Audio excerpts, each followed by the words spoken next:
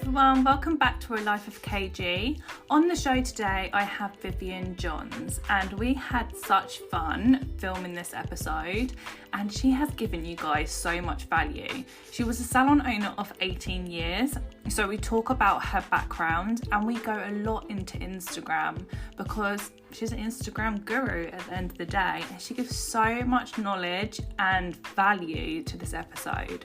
So let us know what you think by liking and sharing on social media so other people can hear in.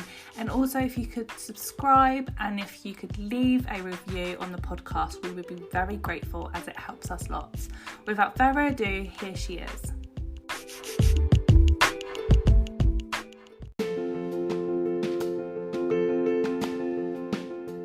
Coffee, Cake and Chat is a membership programme for those that are salon owners or looking to start a salon.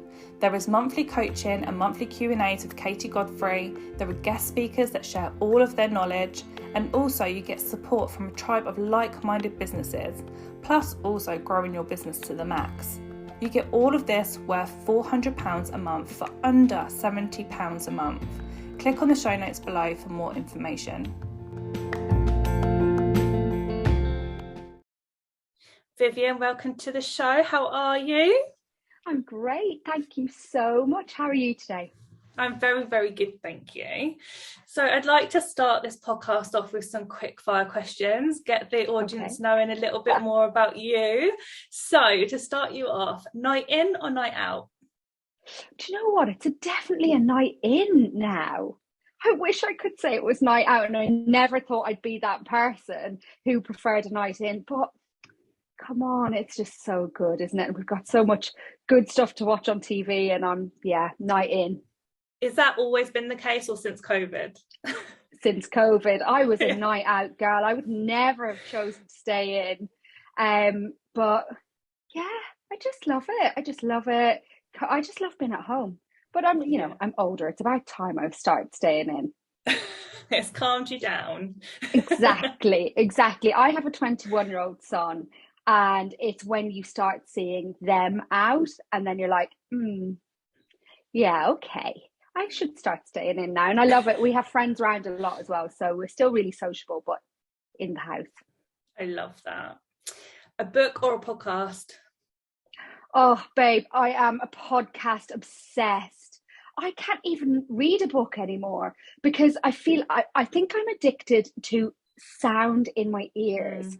Like I can't be alone with my own thoughts. and I tell you what it is as well. I know we're going to talk about this later as well.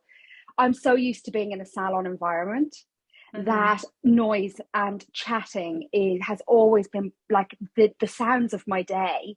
But now I work at home. I still listen to podcasts as I'm typing emails, as I'm working, because I feel like I almost need that sound. I'm so used to it. So podcasts all the way. I'm the same. I do love a good book. I mean, right now I'm sitting in my office and there's books everywhere, but now I feel that I go to read it and I'm reading it, but my mind is like on other things. So nothing's going in, whereas a podcast goes in, or audio book that goes in also. Yeah, exactly the same. Work from home or work from an office? So I work from home. I personally think I would prefer to work in an office or work from a location away from my home, which is kind of on my list to do, like my next step really, because look, I used to work in a salon. I was behind the chair. I stood up from one end of the day to the other. Now I sit down all day. I'm in a bucket chair and my bum is basically starting to fill this chair. Like I need to get out of the house. It's essential that I start having to at least walk from my car to the office or something. Do you know what I'm saying? Yeah. I find working from home a struggle. I loved it, and it was real like, oh, get to work from home. Don't really need to do that much makeup. I could put my trackies on, but it gets into a routine of I procrastinate a lot from home. Whereas if I go and work in one of the offices, I get so much more done. Like just being around people as well. It's quite hard, especially from that we're both the same. We've been in a busy salon, busy all the time. Then going from being quite isolated and at home, it can be really hard, I think. Yeah, I'm exactly the same. So I always thought it was great to work from home, like, you know, it's cutting down on lots of costs and stuff, but at the same time I'm like, yeah, I'm ready to get back out there and venture outside the front door, because you can literally at home go, I have not left the house for 5 days. Like, that's not right. No, it's not. Luckily, the school run, that's my get out and come home, and then Yeah, that's it for yeah, 5 same. days. Yeah. And then lastly, Facebook or Instagram? You know what I'm going to say, don't you? It's Instagram. Like, literally, I go over onto Facebook now and again to, I have a Facebook group as part of my social club, the Instagram course I do. But I'm not comfortable on Facebook side of things. I'm so comfortable. I love Instagram. That's where I thrive, is on Instagram. I love that, and we'll dig a little bit more deeper into that in a little while. But do you want to do a quick intro and just tell everyone who you are and what you do? Of course. So I'm Vivienne Johns, and I am the founder of the Hairdressers Social Club. But I am a hairdresser. So I started hairdressing 26 years ago. I had a salon for 18 years of that. And through that journey of being a salon owner, I realized quite late, I wasn't early to the party of Instagram at all. I realized quite late that Instagram was, you know, a really big missing part in our business. And I was going to have to start learning how to make Instagram work for our business very, very quickly if I was going to escape. I always had this fear of our salon becoming, you know, the salon that used to be the best salon in town. There's all one there, right? And people will say, that salon used to be the best salon in town. And I always had that fear of we were on that slope to that. And I just thought, no, I'm not ready. I'm not letting that happen. And I started learning how everything to do with online marketing. So email marketing, Facebook marketing, you know, social media, everything that we needed to do, marketing in general, really, from flyers to every sorts of grassroots marketing. But for me, the biggest results I found were through Instagram. And that was not until I never ever kind of knew that that's what would happen. I thought, you know, it's going to be much more grassroots was going to work for us, but Instagram for us in our business changed everything. And then I'm a natural educator. So if I know about curly hair, I teach curly hair. If I know about blondes, I teach blondes. I'm just a natural educator, and I'm a networker. I love talking to people. I always have lots of friends in the industry. So people started to ask me, how do you do this? And how did you do that? And, you know, on Instagram. So I just started to share that knowledge with other people, which has grown to turning it into an actual business.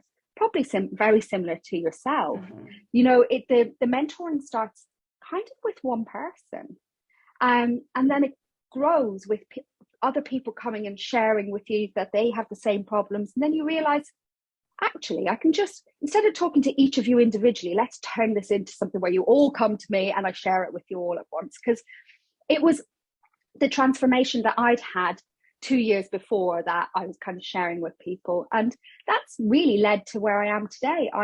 I'm not in my salon anymore. I left my salon in December 2020. Is that right? 21 maybe? No, 2020. To focus on this full time, because anybody who knows or does any kind of online education or mentoring like this, it's very hard to balance the two. So I made the choice. I really felt I could give back so much on this side of things and challenge myself to learn a whole new range of skills I didn't even know I needed. And they're not even anything to do with Instagram. It's all marketing, you know, to run an online business. So that's where I am today. The Hairdresser Social Club is my baby, and I am loving it. So is that a membership? Do you do one-to-one? Is it all just group? How do you work? Yeah, so what I do is I do it in courses. So I do, it's not a membership, it's 12-week courses. So I have classes that are short classes you can watch, like you literally go on and watch them now. So pre-recorded short classes. I have absolutely loads of free content to download. But my main part of the Hairdresser Social Club is the 12-week course. And I run that. I have been running it twice a year, but I feel like now, because there's so much want and so much interest in it now, I think I might up it to 3 times. I might do a summer social club. We'll see. Haven't quite figured that one out yet. Might do. But it's usually twice a year, so spring and autumn. But might stick a summer school in there. Who knows? We'll see. And that's what I do. It's really good. I didn't want to do a membership, and the reason I don't do a membership is because Instagram keeps changing all the time, like all the time. And I really like that people all come in at the same level and learn the same thing with each other at the same time. That works really, really well for me. And I find that works really well for the social clubbers as well, because everybody is talking about the one topic at one time, and we don't have somebody coming in who's going, hang on a minute, I don't even know anything about what you're talking about. So it just keeps everybody more on the same level, which works for me. Yeah, definitely. So would people only come with you? How do you know that they're on the same level when they come to you? Do you have like a screening before that to make sure they're on the same level? Would you say you're more for newbies, or what about the people that I'd say are more experienced but want to know, am I doing this right, or can I have more of an extra push with my business? So I wouldn't say we were for complete newbies, no, because they need to come in at I'm okay on Instagram level. Like, I know how to post, I do stories, but I feel like I'm not seeing anything changing. They're the people who are looking at it thinking, like, I don't know why I'm not getting any movement or growth on this. So it's for them. So they're not complete beginners. In fact, they're the people who would say statements like, I've lost my mojo, or I've fallen out of love with Instagram. So it's kind of for the people who say that, who once, probably before the pandemic, were smashing it on Instagram. But then the pandemic happened and they didn't go near it for possibly the whole time that they were away from work. And that's totally fine. Like, people needed to heal and recover and didn't know how to handle it online at that time, did they? So people have had big gaps where they haven't gone back to Instagram. This even happens when you have a baby. You know, you come back and you're like, oh my God, it's completely changed. And it has changed. So it's kind of for those people who have a good, I would say at least had a good knowledge of it before pandemic, but now are looking at Instagram going, I don't get this anymore. You know, and thinking that they can still carry on using it the way they used to. My biggest bugbear at the moment is people still using Instagram like 2019, because it's changed, completely changed. And there was a really popular saying, which was, Instagram is your shop window. I used to say that too.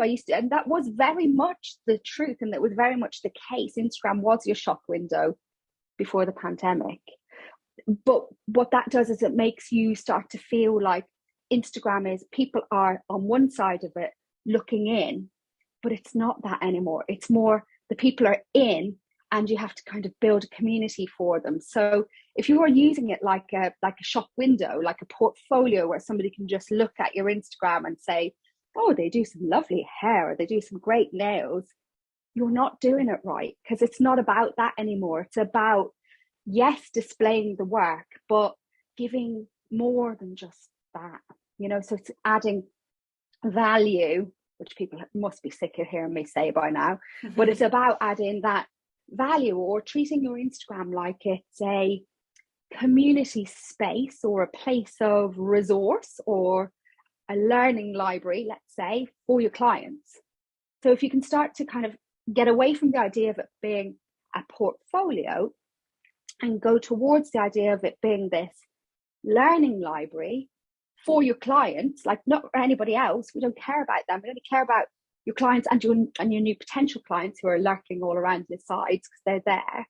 But if you can always know that every piece of content is valuable for them to get something from, then you will see growth.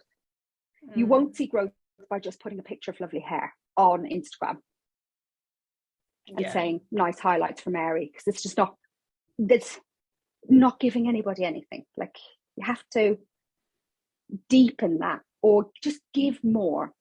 So, and I think you could post less, but give more value.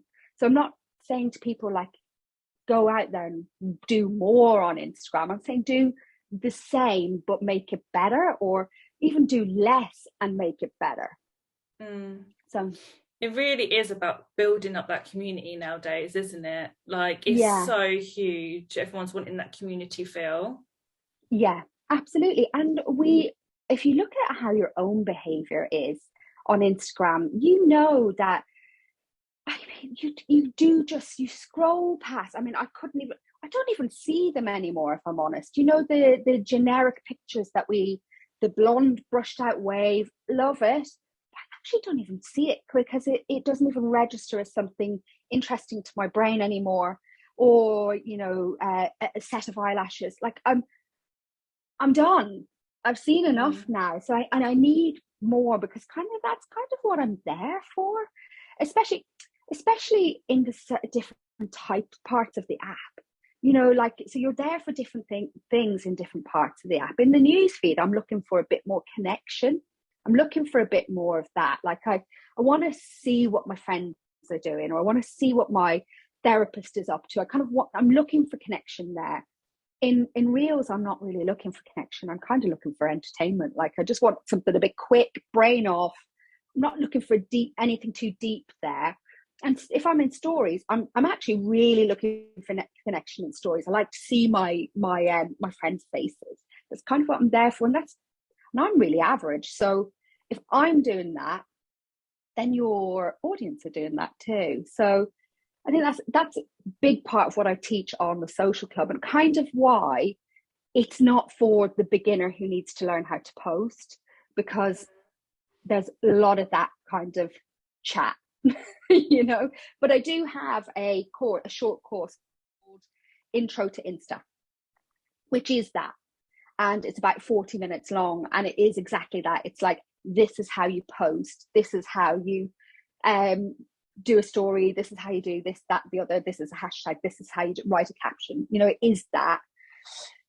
I cannot get people to sign up to that course to save my life because the people who need it don't know they need it, and they're not on Instagram for me to reach them. And I find that every time I try and market Instagram on Facebook, which is where the people who need Intro to Insta are, I'm sure it's an algorithmic thing that Facebook aren't pushing out anything that's going to be too laden with me talking about Instagram. I get it. TikTok is the same. You know, you have to know your platform. So it's a brilliant course that I literally can't get it into the hands of people who need it. It's funny you say that, because I've got a course and it's all about starting a business and real basics and all them things that you should really know about starting a business. And we sell it, but it's definitely the hardest course to sell. And I'm like, you lot are nuts. Like, you do not know how much value is in this course, and you can't build no business without it. Like, it's really funny that the more basic stuff is the hardest. Yeah, and I'll tell you what, I did that course. Because there's a lot goes into making a course, you know. So I filmed it, edited it, like got it all looking really gorgeous, got it on my website, like did all my sales pages, like hit that, thought this course is gonna make me a millionaire. No. No, it hasn't. And it's one of those courses where I just think the people who need it don't know they need it. And that's it. Oh, we live and we learn, don't we? Yeah, absolutely. So take me back, because you was a salon owner for 18 years. Yeah, a long time. I'm at 13 years and I feel like I should be retiring. So 18 years. So 18 years.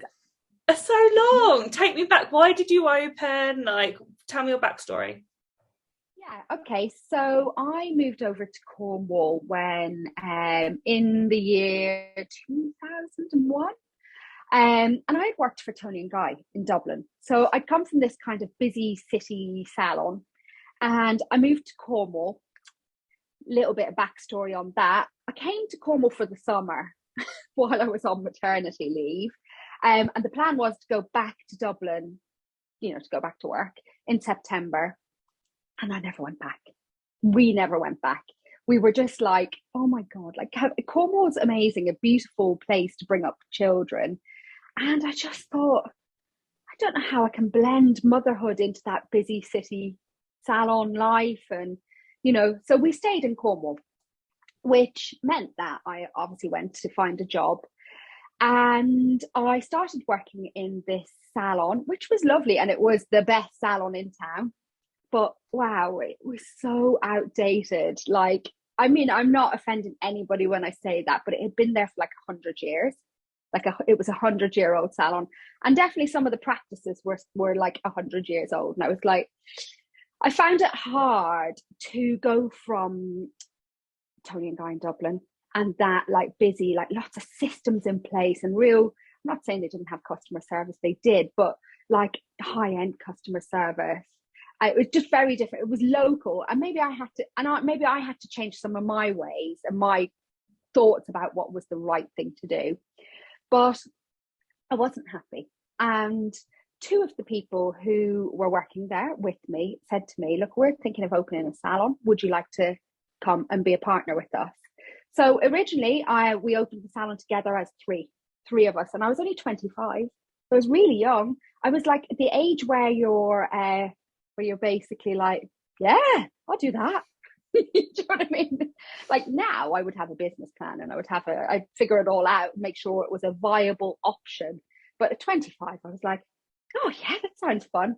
So we did that and we opened that in 2003. And it started there.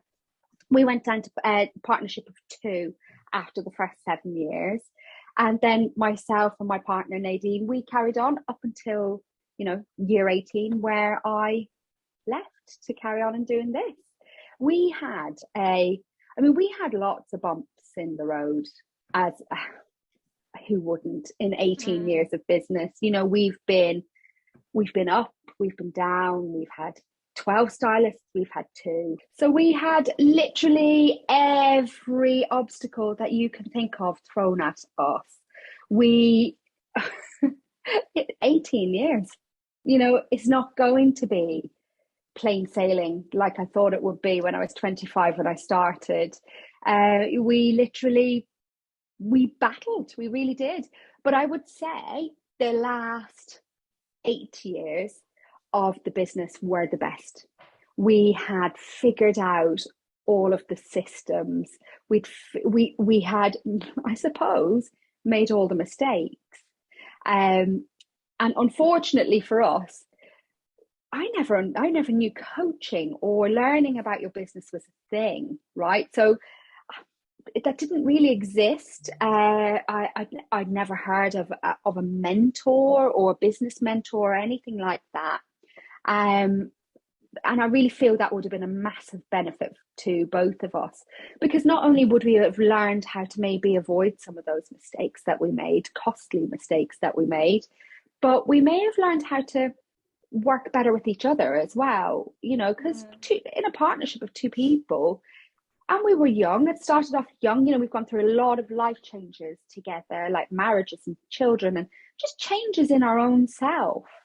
And I don't think that maybe we always navigated that the best we could have together, so I think a coach or somebody, an outside influencer, didn't all land back on us, could have definitely helped us. So, I mean, it took us the first 10 years of making mistakes to then figure out how to stop making those mistakes.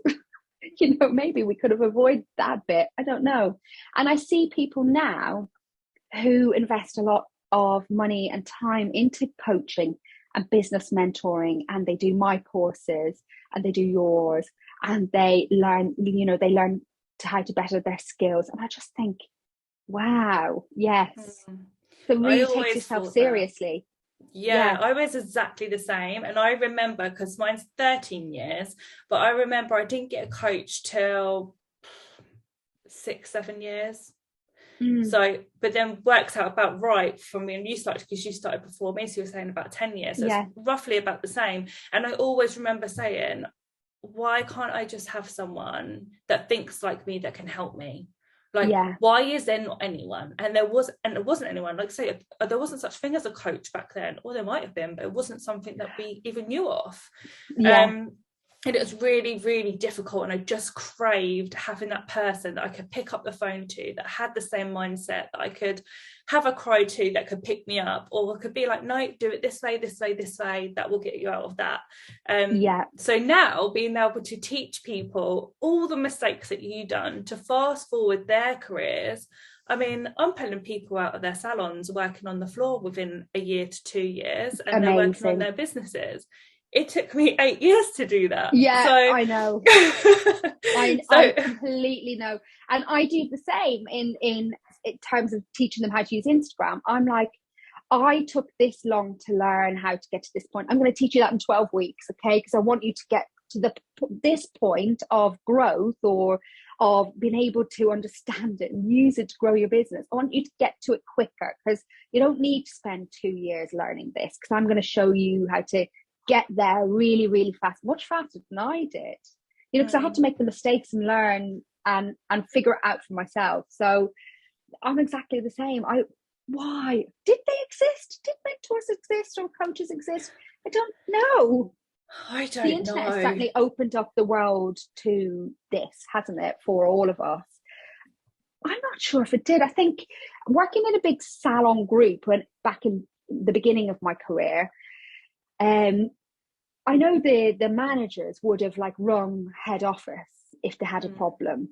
So maybe in a salon group you might have had some sort of support from the higher up the ranks.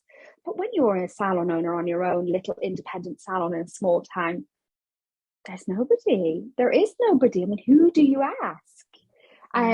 There's some governing bodies that don't always give you the advice that you it's not necessarily that you want the wrong advice. You want a friendly ear more than somebody saying, oh, you need to instruct a disciplinary meeting and send them out this and get somebody in to witness it. You're like, oh God, I don't want to go that far. I just want you to say, yeah, that's awful.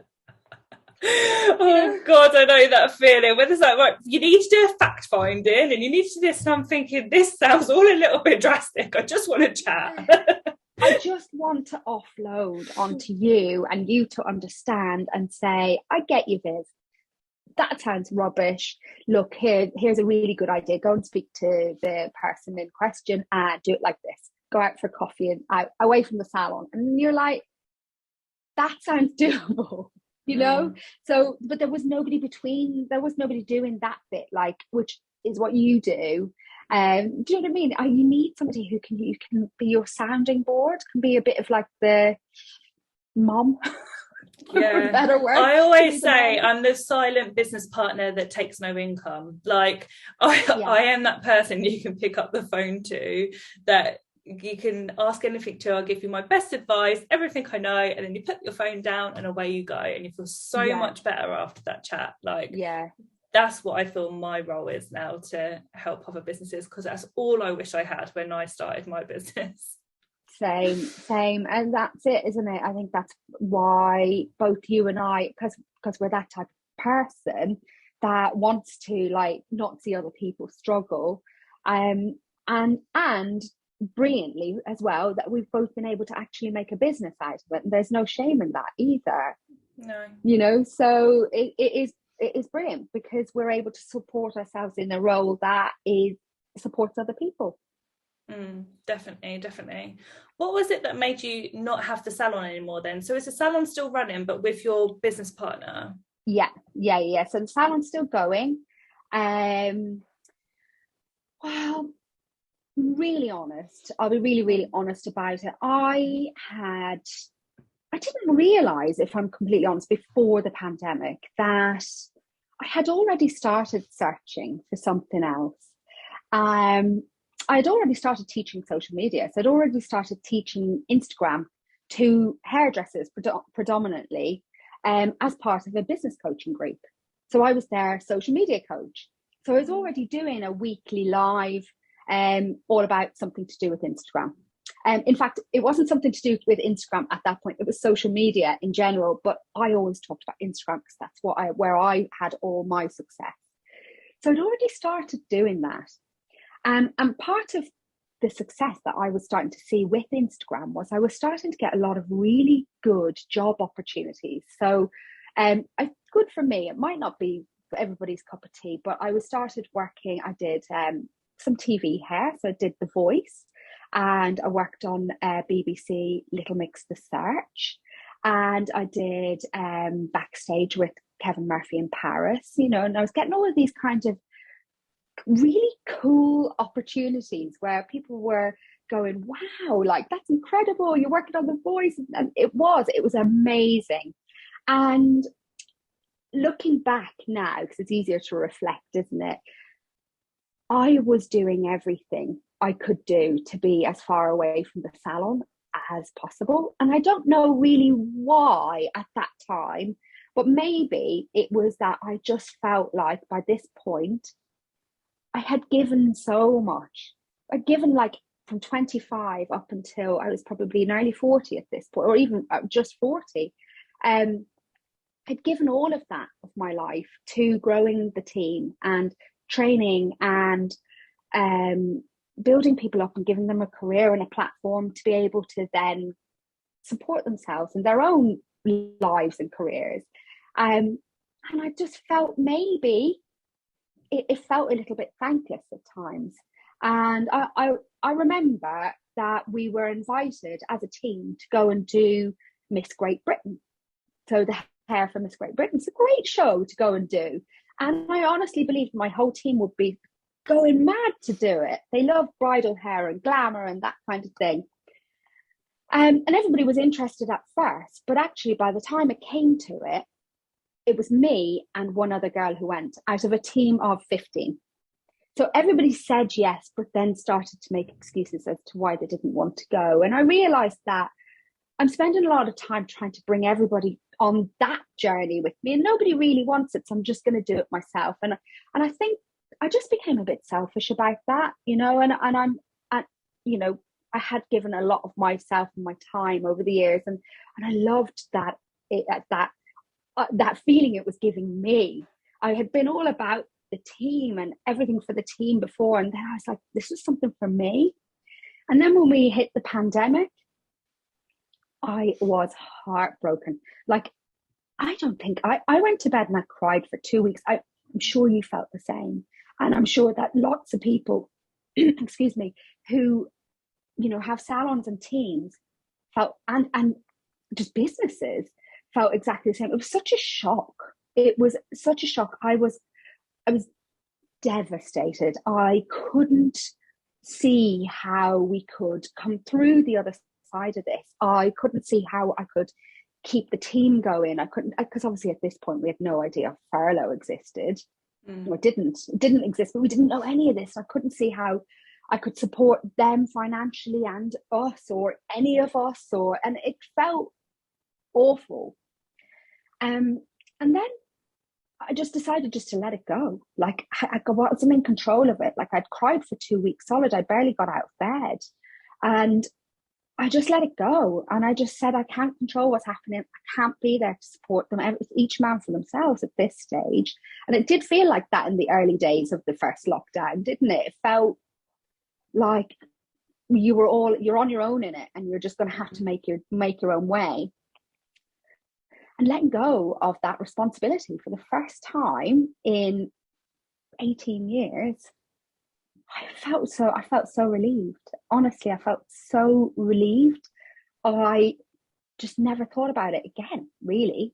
I found it really hard when my business partner was getting back in touch with me towards opening back up again, to muster up any real want to get in touch with the clients. I really didn't want to get in touch with the team. I really didn't want to bring that Viv back, that Viv, who loved the team and was really passionate and ambitious about the salon, you know, get growing, getting bigger, but I couldn't find her. She was gone. And I had started, because, you know, like I said, I'd already been teaching social media. So to do something to keep myself busy and to give myself some purpose, I started running boot camps, like 5-night-long boot camps, teaching, you know, Instagram skills to hairdressers, really just for something to do. So I'd already started building this up in the background, this online education, and building a little bit of a platform and growing my audience. And I could see that I would be able to make a proper business out of this. So obviously came the time where I did go back for a little bit between lockdowns. The only way I can describe it was like, in a relationship, if you have ever been cheated on, it felt like that. It felt like I couldn't trust it. It didn't have the same, I didn't have the same love for it. And I just couldn't get back to the feeling of wanting to drive it forward.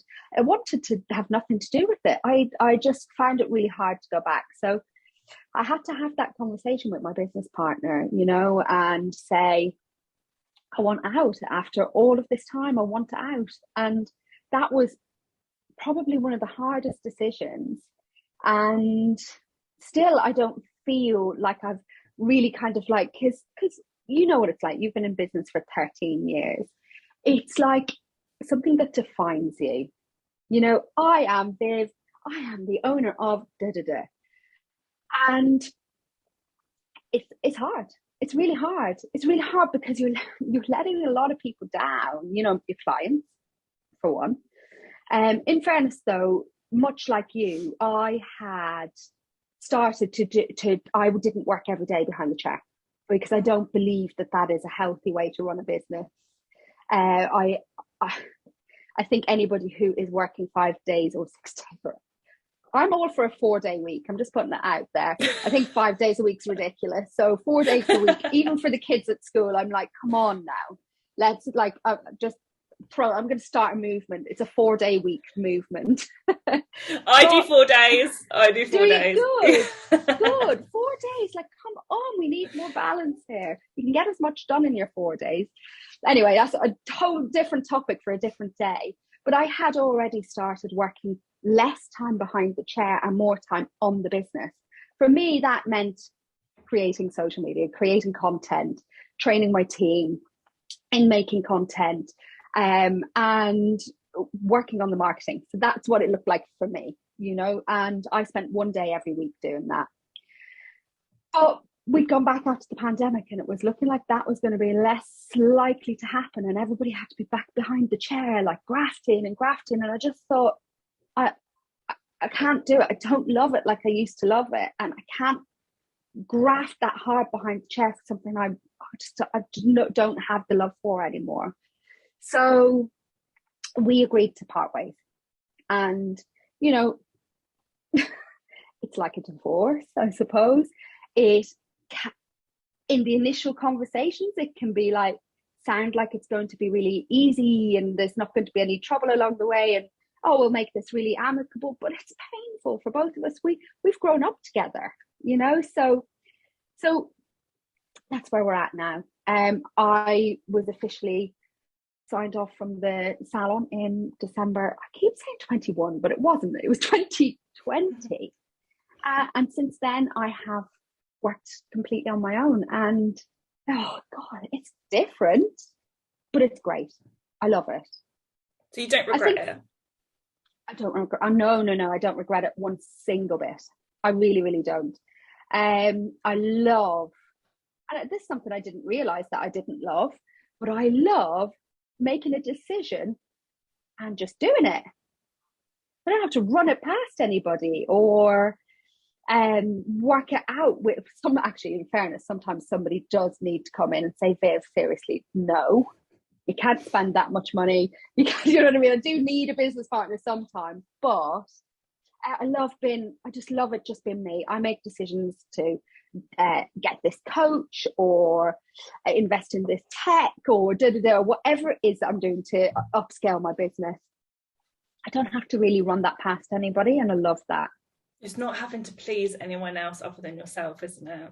Yeah. And I think people will only really understand that when they've been running teams for 10 plus years. At first, like you say, you're so invested in them, it's all about them and growing them, and we love that, and that's why we were in business for so long. But it gets to the point where you're like, I just need to do something for me now. Definitely. And I think just not having other people to worry about so much, and training other people and just being able to reinvest in yourself is absolutely healthy. Absolutely. And it is hard, and growing a team and managing a team. I don't think I know for a fact that the average person who's employed or working in somebody's business, they have no idea how much time you as their boss spends thinking about them. Like they could never know how much time you have thought about them and planned their future for them more than they probably ever have for themselves. We do sign up to it. We do know maybe we don't know what we're getting into, but certain type of people take those roles. Because I loved it for all of the years that I did it. I loved it until I didn't love it, basically. I don't think there was ever a period like really where I was kind of about the whole thing. Like I always do if I do anything, I do it like full on. So, but I'm loving now just not having all those people to consider. And it's not that I don't have a team at all, because I do, but they're freelancers, and it's a very different setup. So I have somebody who helps me with IT, and I obviously have, well, not obviously, but anybody who's in our businesses or in our world will realize it is pretty obvious.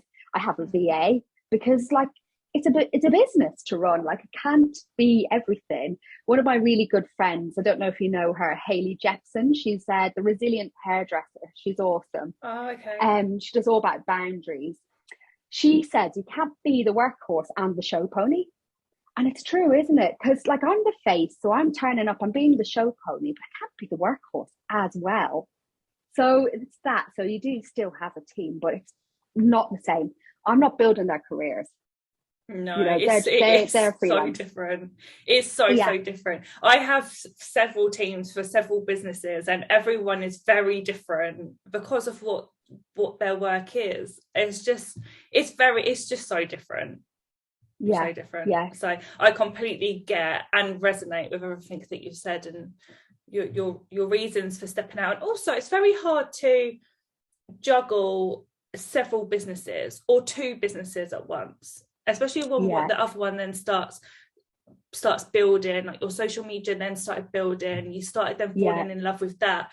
It's only natural for them, the love for the other business, to drop slightly. And I think I've really figured that out in business lately. I'd say definitely over the last 2-3 years, because I've gone from having the salon, that being super successful, to then opening my product and training range, that then becoming successful, then doing my business mentoring, that being successful, and then everything kind of just runs. Then COVID hits and everything's starting from scratch again.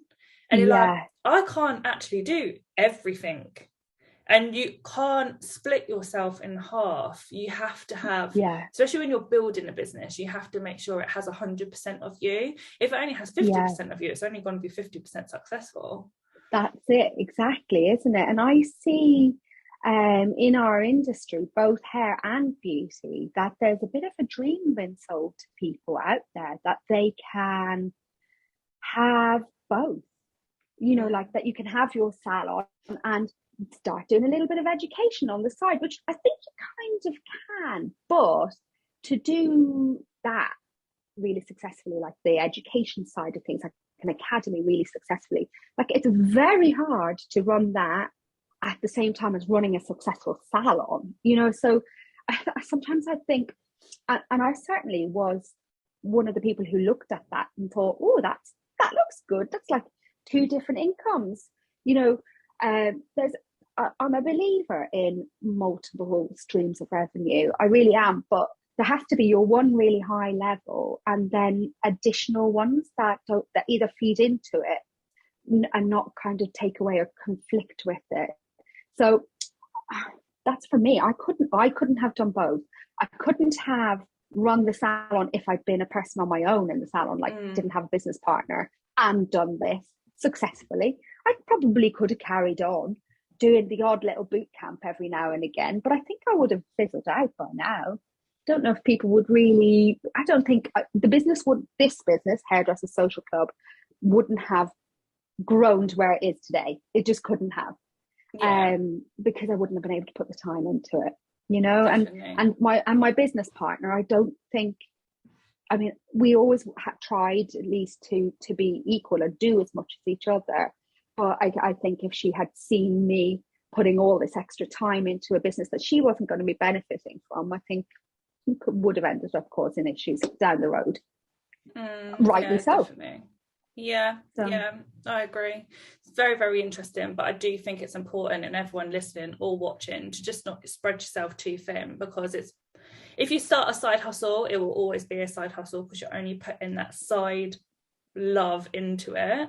It's not a full-time gig, but it's just about not spreading yourself too thin. Or those that have salons, like, well, now I want to open up a second salon, but is your first salon 100% running successfully without you? Because if it's not, don't go and open your second salon yet.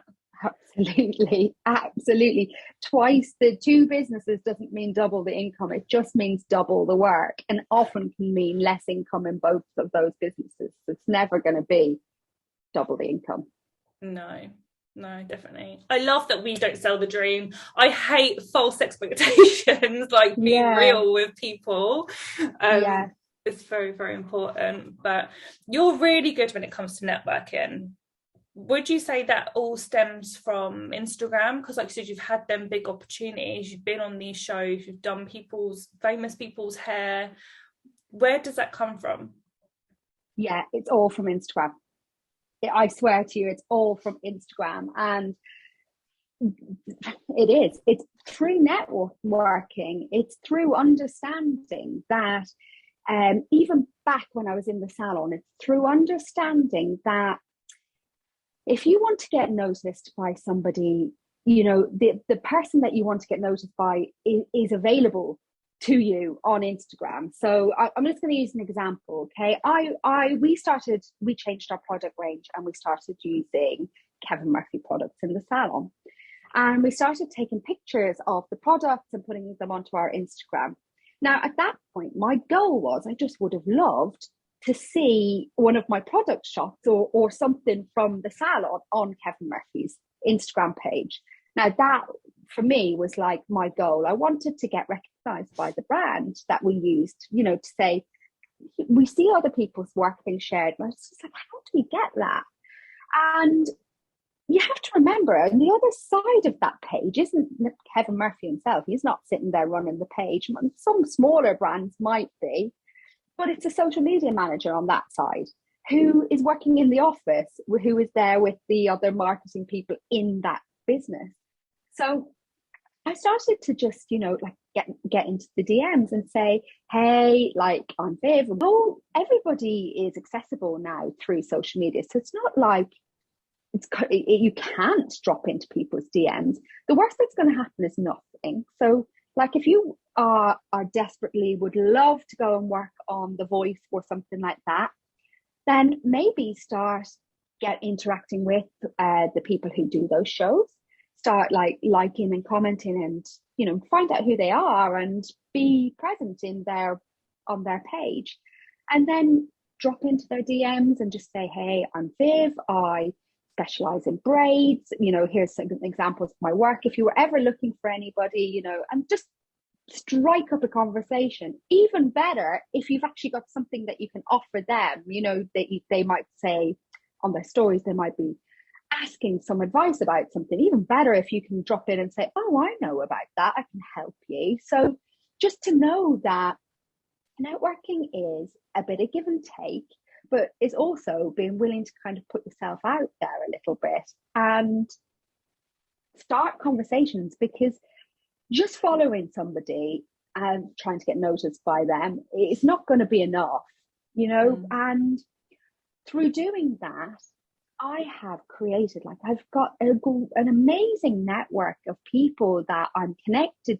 to, that I've had incredible opportunities from and become really good friends with. We all have hundreds of Instagram friends or Facebook friends who we really are friends with. They really are, chatting in our inboxes all the time, that you've never even met. And it makes you realize also that our industry is really small. It's actually incredibly small, and you can get to where you want really easily if you know what you want at the end of it. So let's just say maybe you want to be on stage at Pro Beauty, or maybe you want to be on stage at Salon International. Maybe that's your goal. Well, what you want to do is you want to start putting that type of work that people would be interested in seeing on a stage onto your page, and showing the people that, the powers that be, that you are capable of this, and starting to build a relationship up with the brands that you work with. And, it's all done through networking. It's just never being scared to drop into somebody's DMs. If they don't want to respond to you, they just won't. And that's fine. And I'd say nowadays as well, it's so much easier to do networking. Before, you used to have to go to breakfast clubs. You had to go to, do you remember them having to go to a breakfast club, and it was just full of males, and it was just horrible.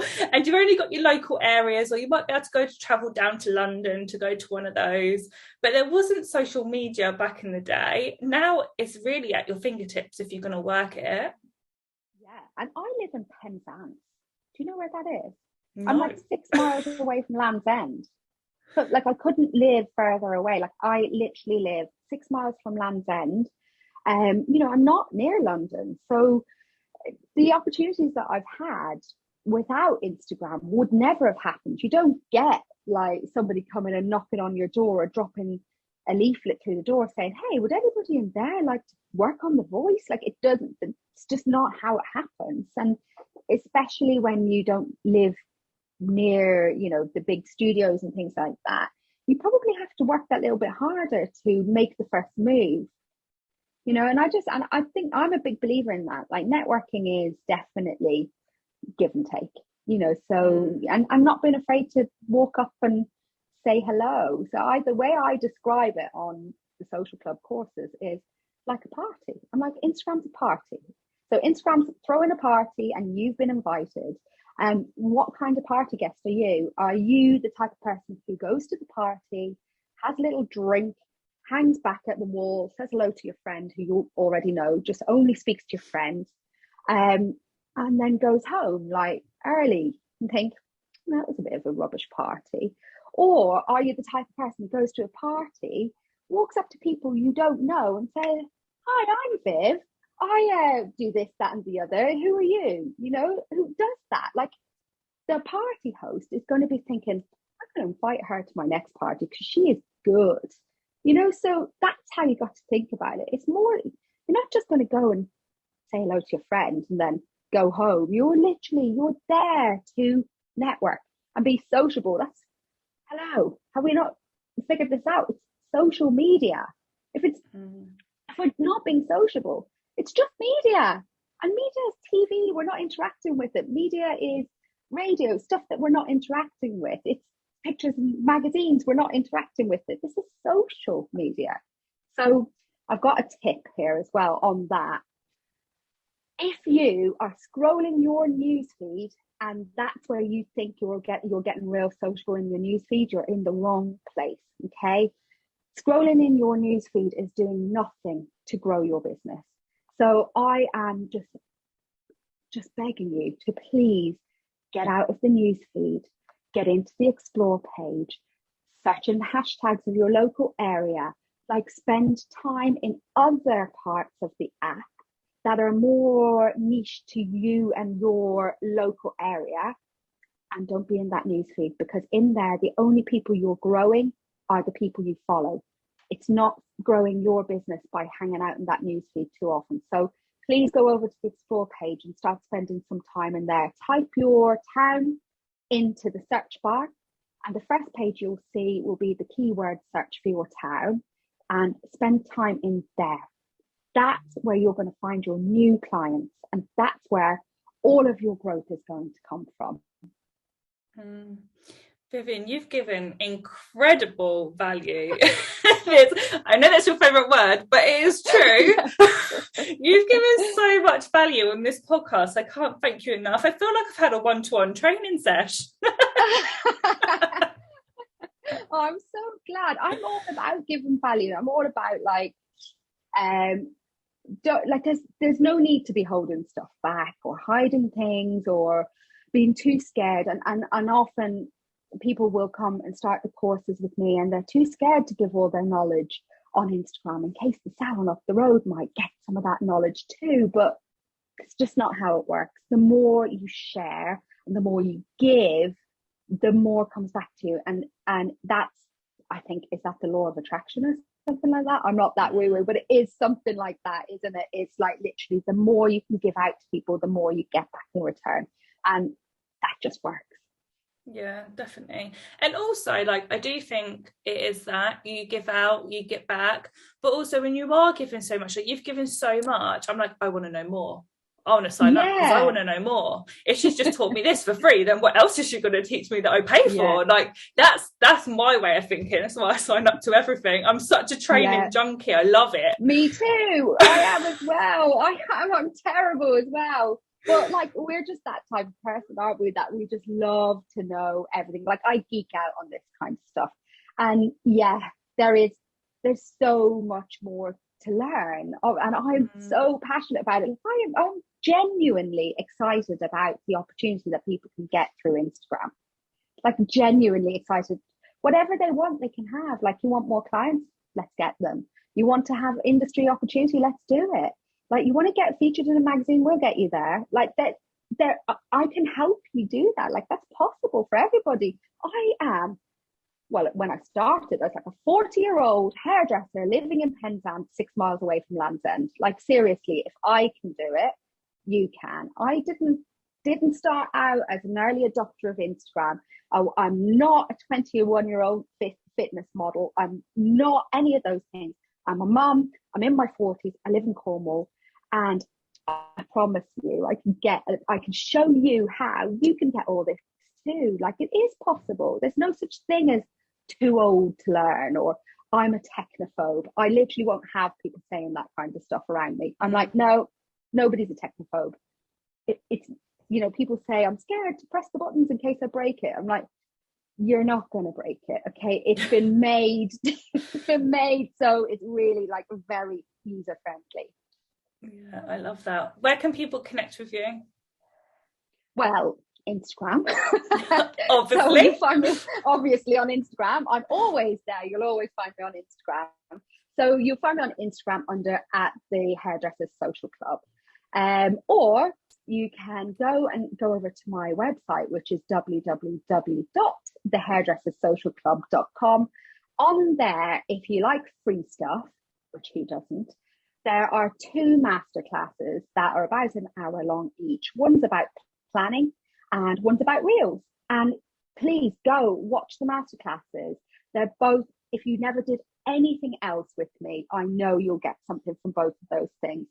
So, you drop into my DMs. You can email me. Obviously, all the links are on my website as well, but I'm on Instagram. That's where you'll find me.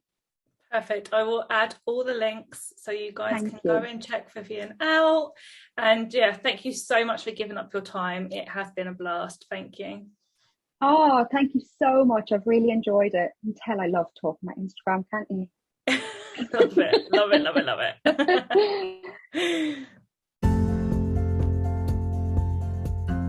TheProGel, classic professional British. TheProGel is a proud British brand designed and created for nail professionals by nail professionals.